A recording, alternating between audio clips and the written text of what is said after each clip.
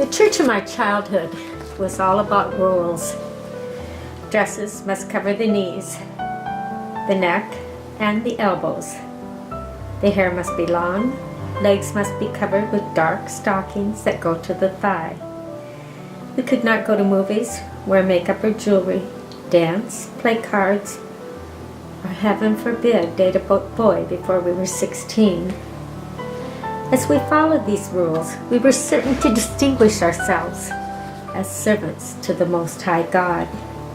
In church, we sang a song that stated, "They will know we are Christians by our love."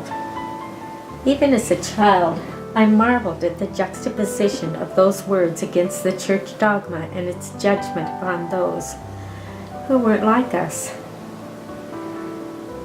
My parents insisted that I go to the tiny evangelical college they once attended. They were certain that if I went there, I would not start to smoke or drink.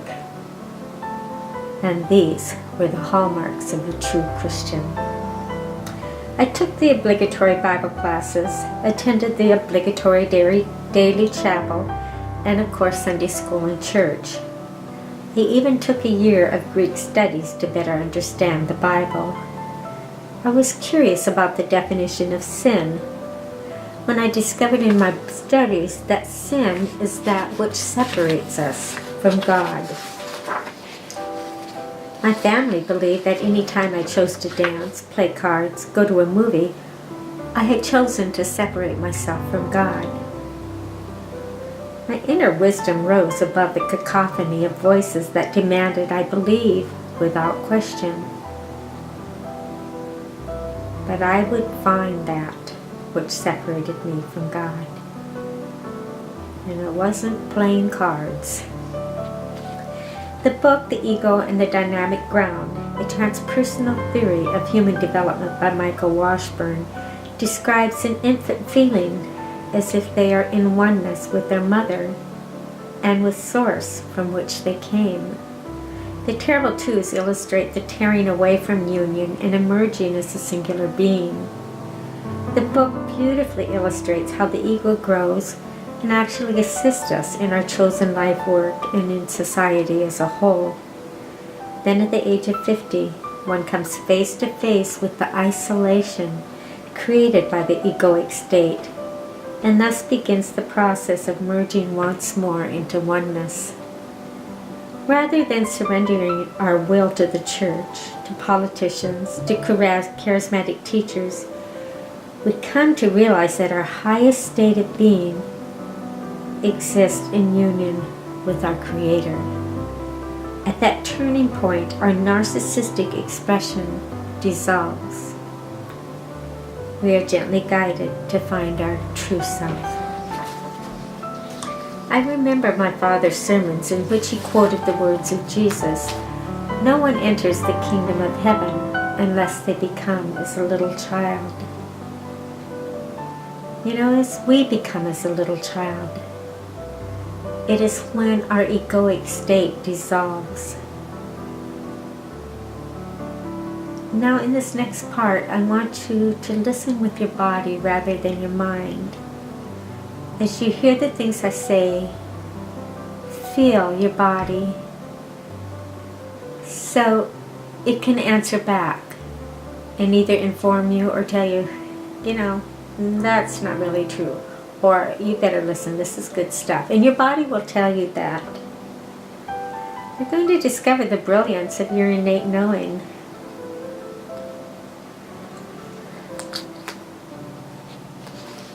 Now, feel these words just below your rib cage. I am so loved. Say it with me. I am so loved. Feel that. Can you dare let yourself believe it? Now, go to your heart and feel these words. I am love. Say it with me. I am love. Don't just want to believe that. Know it. Now move your awareness to the spot above your eyes and say, My energy is blending with the energy of God. I am coming into union with God. Can you feel the truth of that?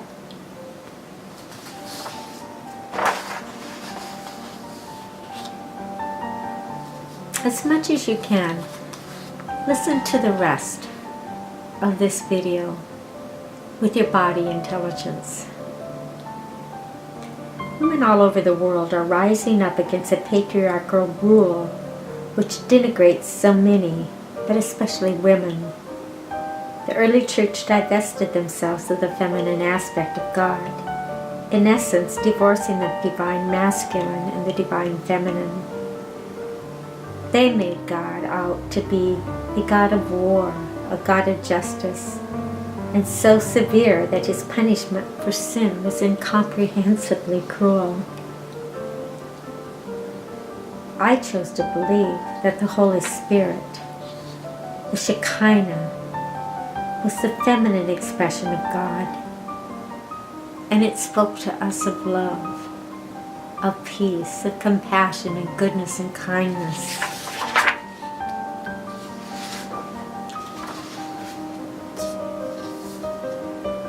I have always believed that Prime Creator was androgynous, but our ancient patriarchal society labeled God masculine with incredible power and unstoppable force. Their God was a warrior, meting out severe punishment to those who dared disobey or live without full reverence to him. Mankind has always created division, not only dissecting source into relatable pieces, but division between political and religious beliefs, between male and female. But the greatest division has been between ourself and our Creator, whose great love has been wooing us for millennia. We have lost the Creator because we could not articulate its vastness. The Beloved for whom we search is in us and with us, calling our name. We have been asleep, but we have never been alone. Linda Fitch, one of my shamanic teachers, writes, "One of the myths of the human story is that we are separate. This assumption is so woven into our Western world belief that it's hard to realize how deep those threads go." Theologian Terry Daniels explains this religious separation. In most Western world religions, we are taught that God is a being that displays human characteristics. We anthropomorphize God so that we can understand him as a father figure who resides in a realm separate from the world of humans. We are here. God is somewhere out there. This belief perpetuates the idea that we are actually separate from the universal forces that fuel everything we experience, rendering us essentially powerless. Shamanic indigenous wisdom is based on a different core belief, a belief that everything has a spirit, mankind, animals, the sun, water, trees, the ocean. Everything is made of living energy, and we can communicate with all of it, and all of it leads us right back to God. We are connected to and in relationship to this universal living energy. Shamanism holds the belief that we live in sacred reciprocity, in alignment with the cosmos and with nature.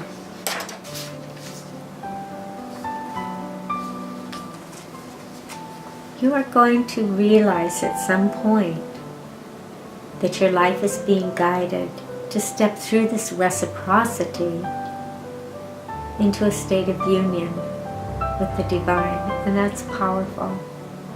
Just try to grasp, to comprehend what it means to be in union, live in union with the divine.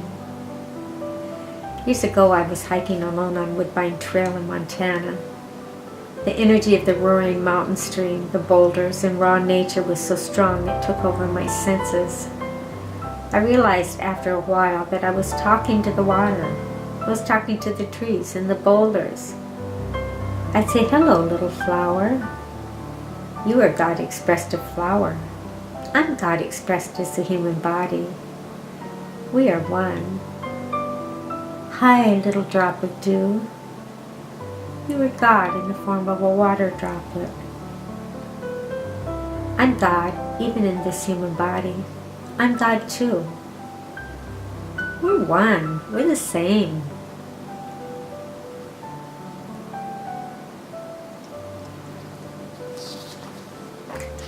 Imagine yourself in nature, feeling the incredible oneness with all.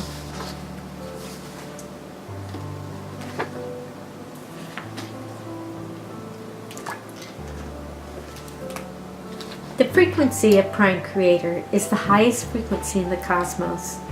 Its speed is measured as an exponential factor multiplied by the speed of light. The speed is such that it actually creates omnipresence. Pretty powerful, huh?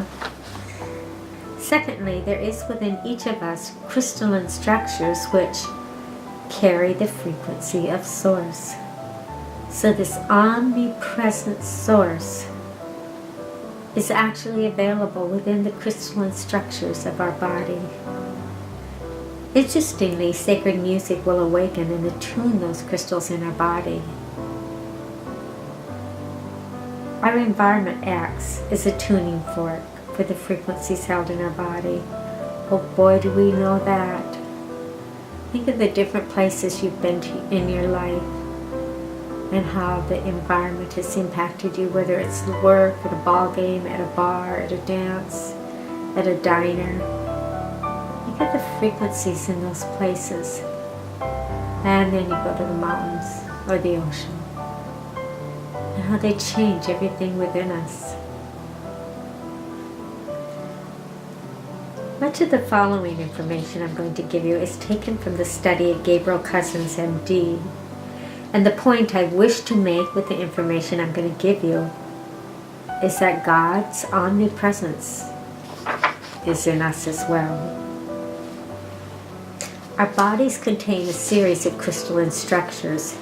Each organ, gland, nerve, cell, and protein structure, even the tissue salts in the body, show a level of organization with some degree of crystalline function. Marcel Vogel, the world-renowned crystal expert, has pointed out that the human energy field exists as an array of oscillating energy points that have a layered structure and a defined symmetry. These properties actually fulfill the definition of a crystal. Our bone structure has long been recognized as a solid crystalline structure with piezoelectric or electromagnetic properties. As a solid crystal, our bones have the ability to convert vibrational energy, such as sound or light, into electromagnetic current.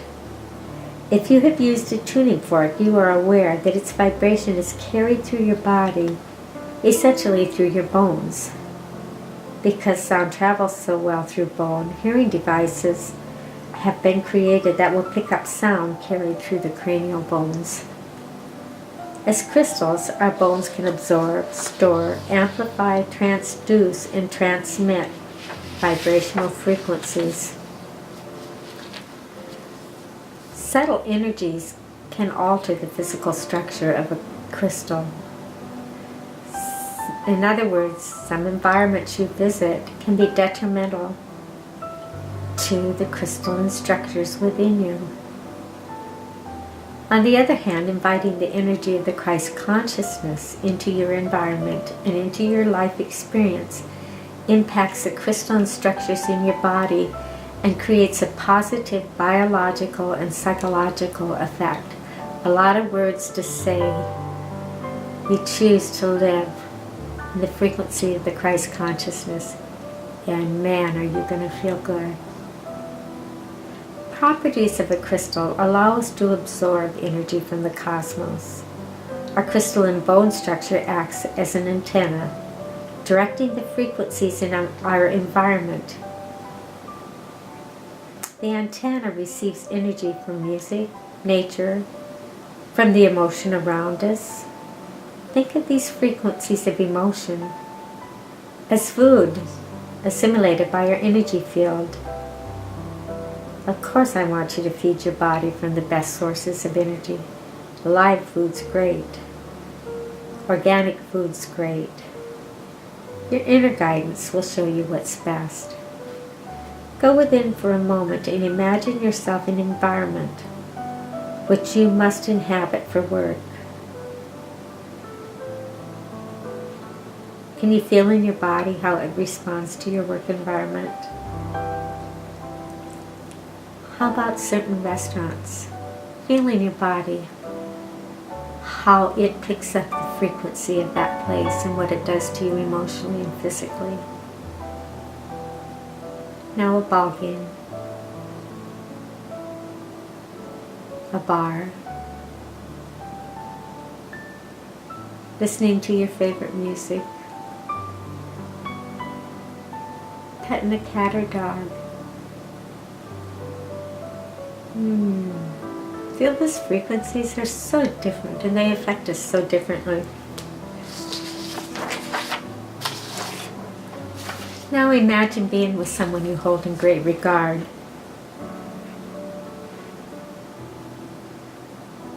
I just want you to feel how your body's responding. Become more aware of it. Because, hey, you're a crystal. You're sensitive. And you know, the energy systems in our chakras actually pull in frequencies from the cosmos. That's why we are subject to influence of astrological configurations.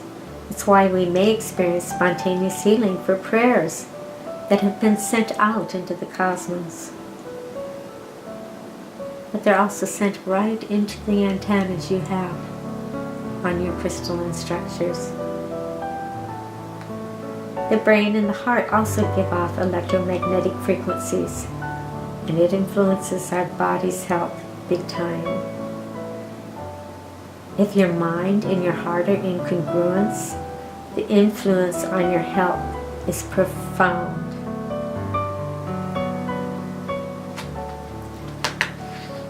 This information from the congruence of your heart and your brain, it's sent all the way to the tiniest cellular structures. If your mind and heart are in resonance, the frequency of your body is congruent, and life just flows with ease. Go to that place for a moment.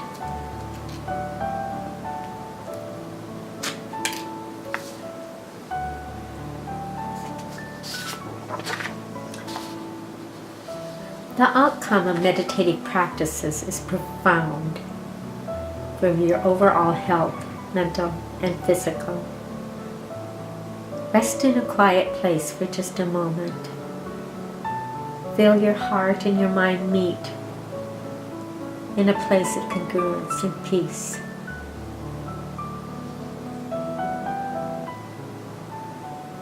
Can you feel that shift in your body? And that's not all. The extracellular fluid surrounding our cells also contains crystalline-like components. Whatever energy environment you choose in which to live, remember that all incoming frequencies of emotion, of sound, of light, create an electrical current that goes right to your cells. Because every cell in your body is surrounded by your extracellular fluid, which contains those crystalline-like structures. So wherever you are, you're just getting that energy right to your cells. Think about it.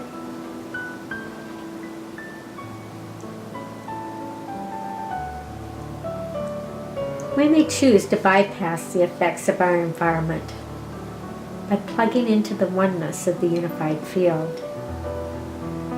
And if we walk in this place of serenity and union we resonate in total unity, harmony, and love with the pulse of the cosmos. Man, that'd be a good thing to do just a little bit every day. Plug into the oneness of the unified field and resonate with all that pulses in the heart of the cosmos. When the omnipresent God frequency meets the crystalline structures of our body, we enter the sacred marriage. We become as one with Prime Source. There is a sweet congruence that fills our minds, our emotions, and our heart.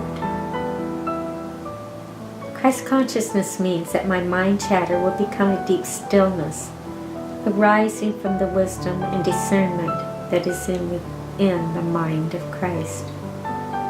From that depth, my life becomes an exuberant display of joy, passion, and of course love.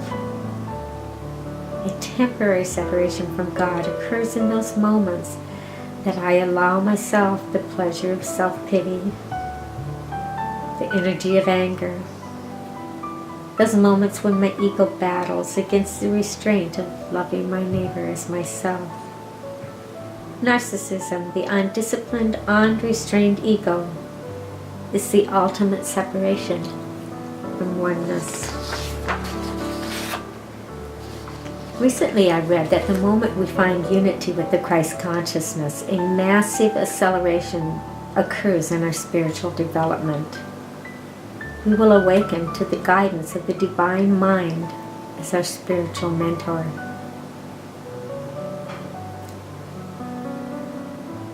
We will be given messages deep within ourselves. A few months ago, I picked up my iPad to read the latest news. And there it was, researchers speaking about the need for the heart and the mind to be in congruence. And they said, guys, this is really important because we're finding that when your heart and mind are in congruence, your telomeres grow rather than shrink. Now, for you that don't know, telomeres are cellular structures that get shorter every year of your life. And as you're close to death, they get really short. And if you're healthy, they are a little longer. But if you live a life that's not really kind to your body, those telomeres are going to shorten up pretty fast, and you're going to have some pretty nasty health issues. This information was interesting to me. Live in congruence. It's such a boost to your health and to your longevity. And it was interesting because the evening before I read this scientific article, my friend had told me she'd been at a conference where they spoke about the importance of congruence of the mind and the heart. I have to think that the ultimate congruence would be when our mind and spirit are in congruence with the Christ consciousness and on a grander scale, with the consciousness of the all. Senator Walter says that as we create and build the internal landscape of the Christed presence, our external experiences will morph into the world which we envision. As more and more of us live from the Christ consciousness, our world will shift, and therein is our hope, guys. Drop deep into silence and invite the mind of Christ to flow over you and through you. Are you willing to be transformed into an expression of Source? Are you willing to be wedded into the divine marriage between God and His creation?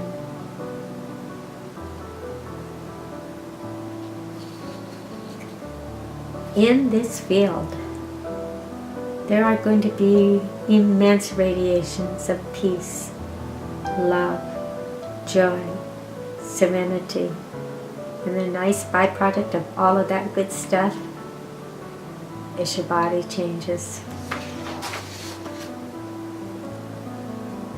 All you thought required your angry attention is shown to be far less important than union and far less powerful.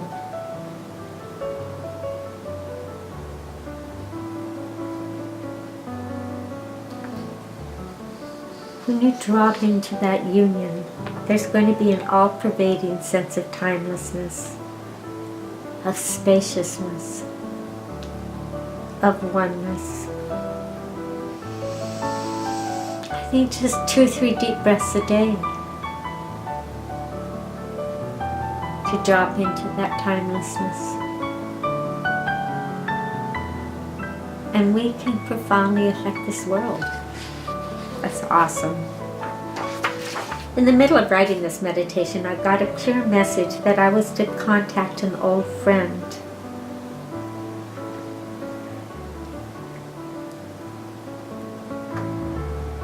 Ray has been writing soul songs for people for many years, and he's done some work for me, writing songs to use for patients while I was doing a study on the terminally ill at Mayo. I sent Ray a copy of this meditation.